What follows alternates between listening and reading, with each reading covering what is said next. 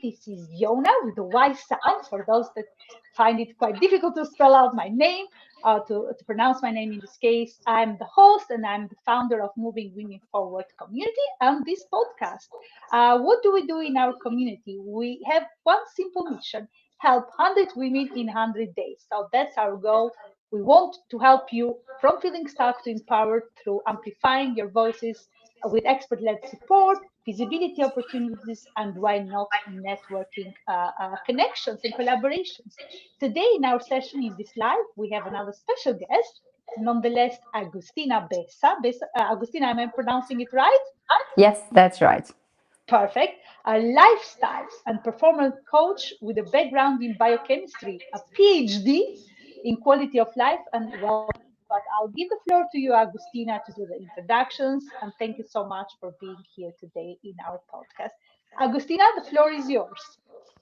Thank you, Yona. Hello, everyone, and thank you very much for having me in your podcast. I'm really pleased with this opportunity. So, yeah, I'm Agustina. I'm a high-performance lifestyle coach. I basically work with people to align their lifestyle with their goals and their ambitions, and that starts with aligning their values, understanding what really resonates with them, what is important for them. And you'd be surprised, but often we have things that are really important for us and we forget about them with the routine and with the speed of life. And then the second is really building the energy that people need to achieve their goals and their most ambition plans for the short and long term. So that's kind of overall what I do. And as you mentioned, I am a biochemist. So by background, I studied biochemistry, did my bachelor and master back in Portugal. I'm Portuguese originally. And then I moved to London already 10 years ago now, where I decided to do my PhD at King's College in quality of life and well-being for cancer patients. So that taught me a lot about what are the different things from the different aspects of well-being that are really important for us as human, as people, and especially in a group that is so challenging. And so after that, I've also did a lifestyle medicine accreditation because I really wanted to build on that knowledge. What is the evidence out there that we can trust, that has been scientifically looked at, that we can bring to our lifestyle, and then build our energy level and our health from that perspective. And along that, I've been obviously as well working actually within pharmaceutical organization where I lead the digital health innovation within the UK affiliate. And that's something I'm really excited about because I bring a lot of that knowledge into my coaching practice with health tech, with the wearables, and how do we interpret that data? How do we use it to actually create the lifestyle changes that are relevant for us and that can help us in our day-to-day? Trying to unmute myself on a live. Thank you, Agustina. That was a complete introduction. Actually, I always say I'm not good at introductions on a live stream, but it's good that the guests can talk out themselves and can tell us more precisely what they do. So something I caught up on your introduction is about lifestyle and performance. Does that link a little bit? So this is out of curiosity. Does this link a little bit with our social life? I'm not mentioning friends or family, just in a. So I'm not limiting that to friends and family, but does that link together with a broader spectrum of social life? Yeah, so I can actually give you the full picture. When I moved to London long ago, now I was working full time. I decided to do my PhD, and so those two things were really important for me, right? I was like, well, I want to grow in my career. I want to evolve in terms of how what I do in my professional life, and so I knew this was important, but more than just growing and functioning around my career goals, I really wanted to continue to grow in all different of aspects of life where I wanted to be or align with who I wanted to become. And so social life was really important for me as well. And finding a husband, which I have now, was also really important. So going out and socializing, dating, those aspects were really, really critical. So I had made the commitment to myself when I started my PhD. I remember very well. I sat down and I thought, okay, I'm going to do this PhD on top of my full-time job.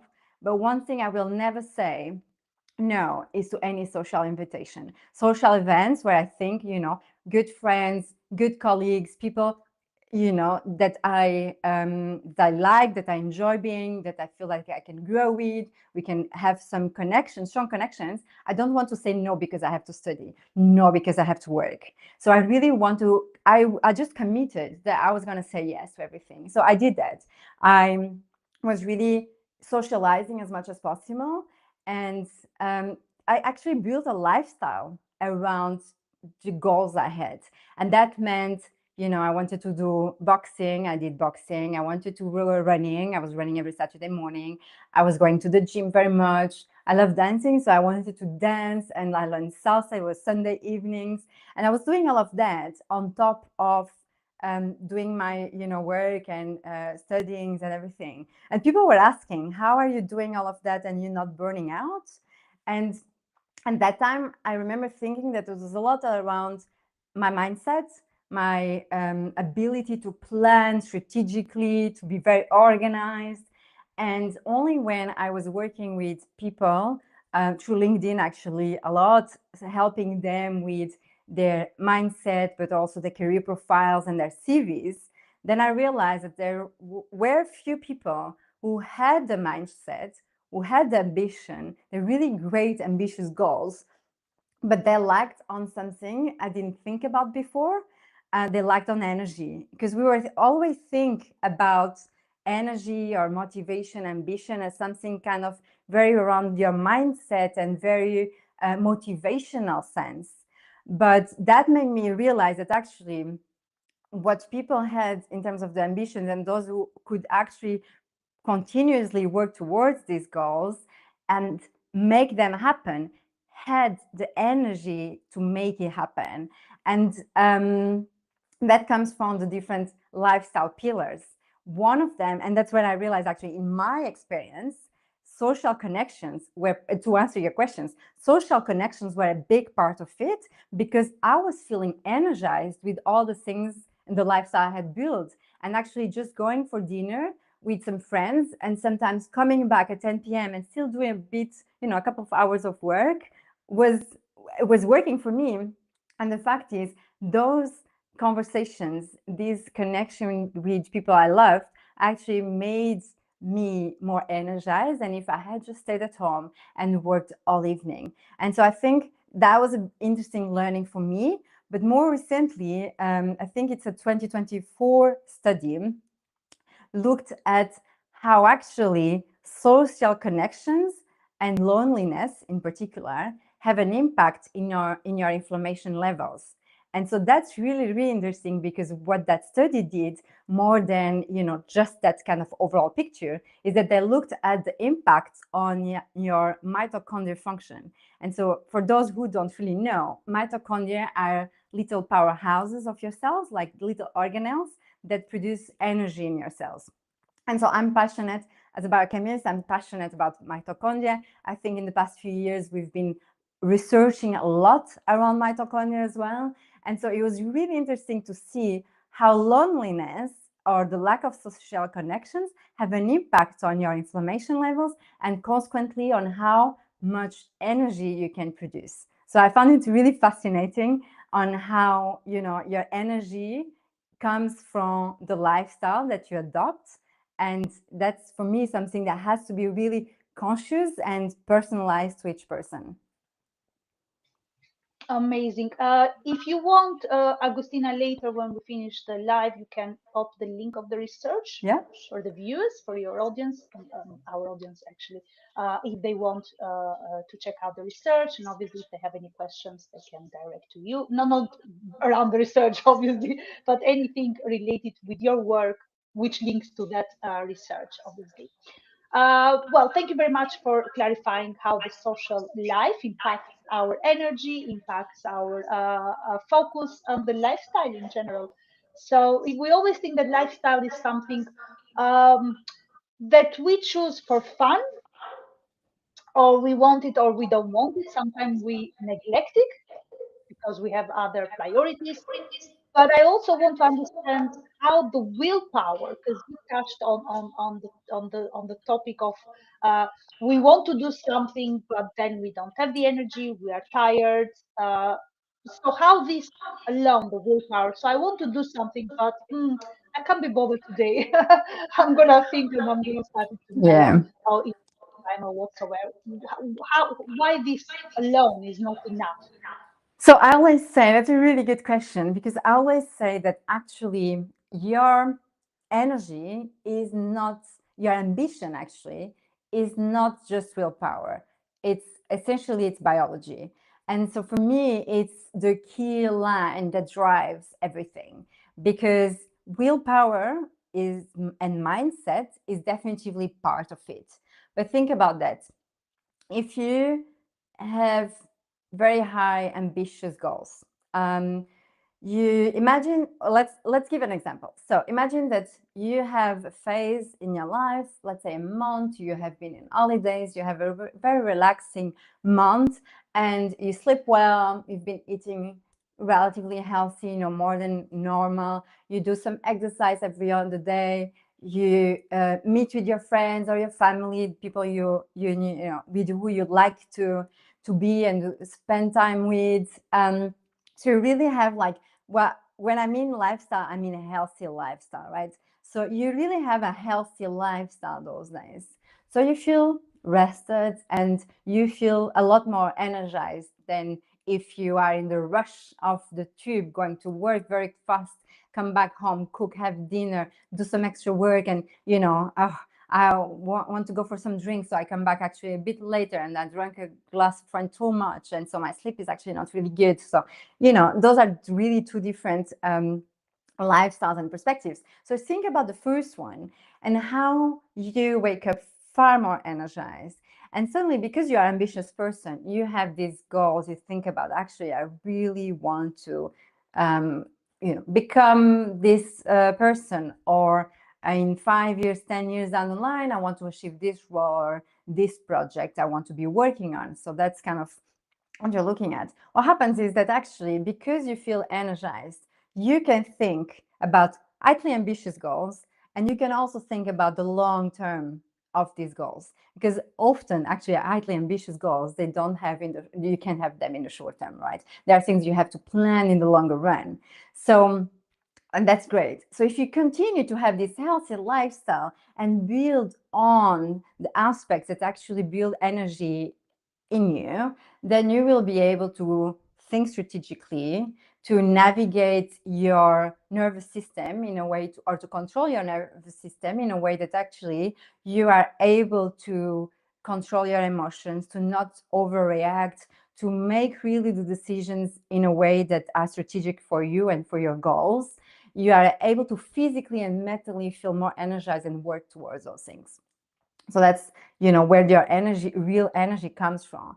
But then think about when you then start going back to the rhythm of rush, rush, rush, forget the good sleep, get a sandwich and some crisps and maybe a coffee at lunchtime, forget a healthy dinner. Actually, I don't have time to go and see my family as often as I needed. What happened to your restfulness and energy levels? Actually, the energy levels you have might be heavily compromised. And when you don't have energy, it's very unlikely you're able to think about the long-term vision. You will focus on making happen what you need to happen today or this week or even this month.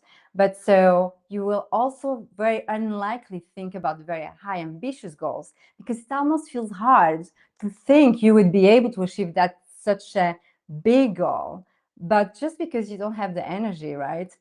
And so actually your lifestyle starts to compromise your energy levels, and therefore starts to compromise your ambition and your goals. And that's why I say that actually your ambition is not just your willpower and your mindset. It comes down to the energy that you have. And so very interestingly, when I actually started coaching around, career and CV profiles, that's when I realized, as I was saying previously, that there was something more than just what we usually speak about, on ambition and motivation. There was this energy part that was really, really key. And because I'm a biochemist, I start thinking, but where does the energy and that ambition really comes from? And what is powering that ambition? And so that's when I first thought about, okay, from my own experience, where does that come from? And then I start looking up and looking at research. Okay, where would that come from? And how can I make sure that that is true as well? And so looking online, on research publications, then I start kind of building together, and it makes sense because we've done a lot of research around mitochondria and the power, this powerhouse of our cells. And when you look at mitochondria, these little organelles are extremely sensitive. And so that means that, for example, they use your sleep to regenerate themselves, and they have a huge ability actually to kind of regenerate overnight. And so when you're not sleeping well, we speak about sleeping a lot, for your brain, your cognitive performance, to settle memory and all these things. But we often forget to mention actually how sleep has a huge impact on how mitochondria can regenerate themselves. And so that's really, really important, because you want to have mitochondria that are at top health so they can function and perform at the maximum level.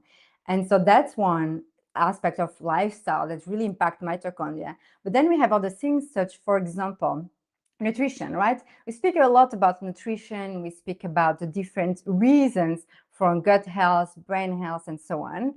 But nutrition is really important to bring the nutrients for optimal mitochondrial function and efficiency. And what we know actually is that there are some nutrients that are very important for a process that is called oxidative phosphorylation, which is a process that mitochondria uses to transform the nutrients you've given them to ATP, which is that energy, that fuel. And so if you like on, for example, NAD+, coenzyme Q10, and other things that are critical, actually, you will not have a mitochondria that produce enough energy as, if you were actually fueling yourselves for your mitochondrial health. So that's another thing.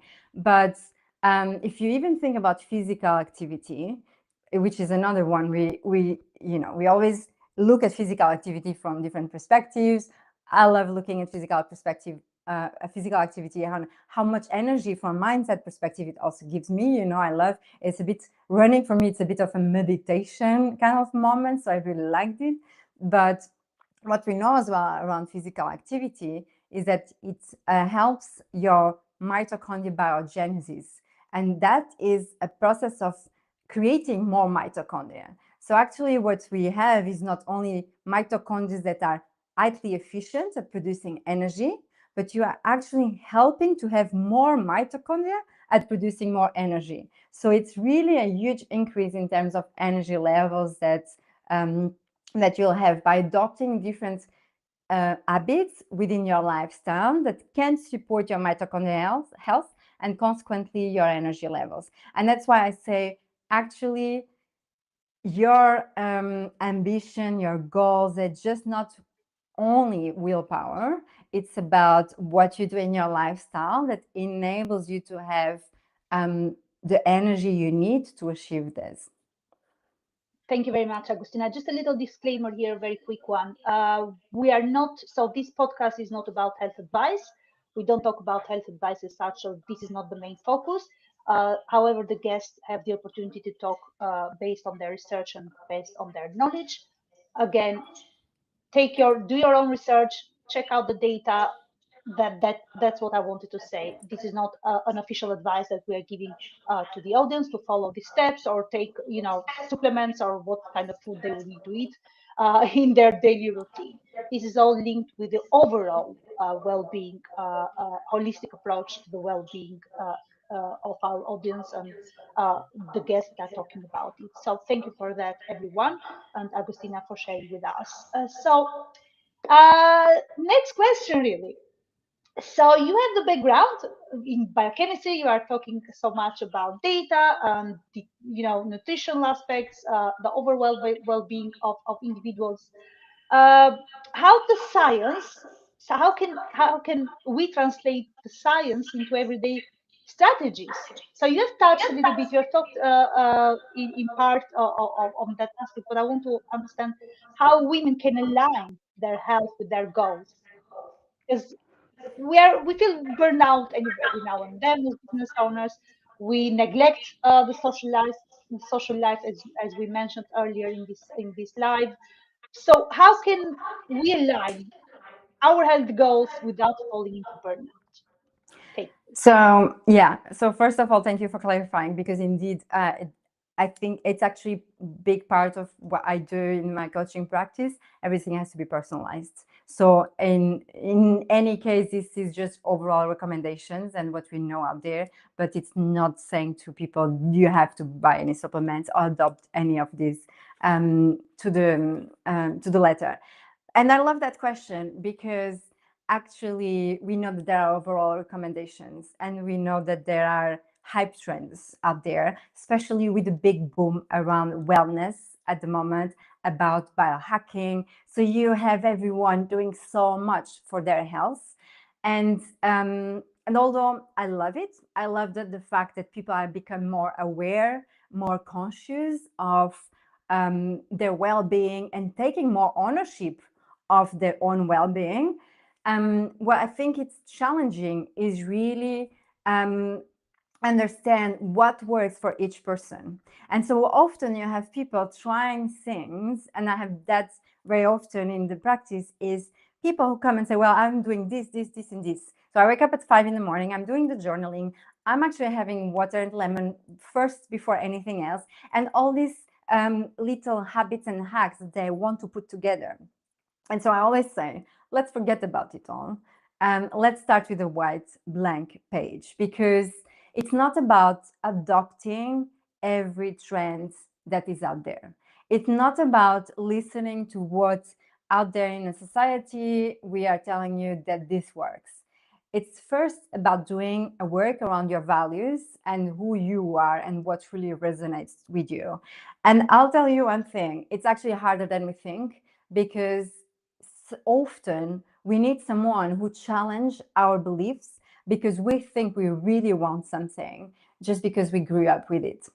We grew up with that idea that this is the right thing. And often when we deeply think and challenge our thoughts, we realize actually there are things I like more, or there are things that I value more and that are more important to me. So it's really important to look at first, what are my values? Does really resonate with me? That's really number one. And then once you have that, it's okay. So how are we going to align your lifestyle to make sure that is personalized to you and that works for you in practice? And so, I mean, for sure, you have to start with a full, I would say, blood work, looking at actually how healthy you are at the moment. And I know not everyone will have that routine, but it's really important to go and see your GP, go see your clinical practitioner. Just make sure that you have a good understanding of your foundation, of your health first. And then I think it's really like, let's start building. You can adopt some of the general recommendations, but we are in a phase where actually with the health tech and all the wearables we have available, you can actually take that to an extra level. And that's a work I really enjoy doing in practice, because we look at actually what is your wearable telling you, right? How is your sleep? What is influencing your sleep? But then you take it to another level, which is, okay, we have the HRV, you have the VO2 max. How does correlate with your glucose spikes, with the food that you are eating? And so I find it really interesting. And I have to say, it can be quite overwhelming, because often we don't really know how to read, the data, and we just read it like it comes. but it's more than just reading it. It's about interpreting it within the context. And that's where in the coaching practice I have, it's really insightful to put that all together and see, actually, this maybe practice, these health habits that you're adopting might not change much, or this less good thing that you are doing actually doesn't have such an impact in your health and in how you feel rested. So it's okay, you can continue to do it if you feel that it really brings you a lot of joy. For example, once a week you sleep a bit later, and but they say every even weekend you should sleep at the same time. Well, but actually your social connection is also as important, and look into your pattern, it doesn't change much. So it's looking about, maybe that cheeseburger didn't make you spike as you thought, because you compensated having a very high protein along that burger. So it's kind of, how do you create really this foundation based on what's personalized to you? And that's really critical. And I can't give you an answer on how it will be for everyone, because it's very personalized. But it starts with looking at your own health overall, making sure that the foundation is there, looking at your values, what's really important for you. Because we also know that people, and actually that's a study, probably 2022, 2023, that looked at people who align their lifestyle with their values. And I found it really interesting. And it's been driving the thoughts I have around this, because the study shows that people who align their lifestyle with their values not only set themselves higher and more ambitious goals, but they are also more likely to achieve them while feeling well and rested. And so that's really interesting how those things are connected, and we don't think about that in kind of our daily life. Amazing, Agustina. I'd like to see that link, please, if you if you'd be able to. So I'd like to see the research. If you could share the link at some Yeah. point in the thread, so in the chat, so viewers and myself also can have a look and see how it goes, because it is pretty interesting how this is correlated, how everything links together. So at the end of everything, it's you can do good business, but it comes with your lifestyle. If your lifestyle is a good lifestyle, it's an overall well-being. Obviously, you will have more focus and more productivity, and you will perform better. Coming boiling it down to to the research and everything else. Agustina, you have the space now. Thank you so much for being on the live talk, but you also have the space now to promote if you are doing anything. If you're running a workshop or you're running a webinar, you're more than welcome to tell the viewers what is it about. Yeah, so thanks so much for the opportunity. So if you go into my Instagram profile or my website, you'll find there bioenergy profile. So that's a short few 15 questions that will help you to understand your bioenergy level. So we're looking at your energy production, looking at your metabolism, for example. We look at how you regulate your energy from your nervous system perspective, your social connections, and your energy output. So where do you put your energy? Is it aligned with your values or not? And so we put that all together and then look at where your bioenergy levels are. And then if you feel that you do want to work a bit more on increasing your energy levels, you feel that actually I'm more often than I should be tired, fatigued to work towards my goals, then one thing I offer it's on my Instagram page as well. If you want to go or just send me a quick message, it's bioenergy reset. So we know also very much the importance on your gut health, on the impact of your mitochondria. So basically, it's a 21 days program where you look at resetting your gut health in a way that you can improve your mitochondrial health. And part of it, you have lifestyle and ambition will, so you can align and that with your goals as well. And that's a kind of a resource that you can use to do it on your own. And of course, if you would like a more personalized support, so you can reach out and we can have a one-to-one very short discovery call, so we can see how I could help you, starting with your values, your goals, ambition, where do you want to go, what struggles do you have, and try to kind of deconstruct these to put a plan on improving your energy levels, and then hopefully achieving your goals. Amazing. I'm sure you will share your profile link in the chat, and the audience can take it from there. Thank you so much for being here, and thank you everybody for watching the live, and whoever is going to watch the replay, I'm sure you will do. Tune in next week at 12 p.m. UK time for another episode with another stellar speaker. Thank you, everybody. Speak soon. Thank you.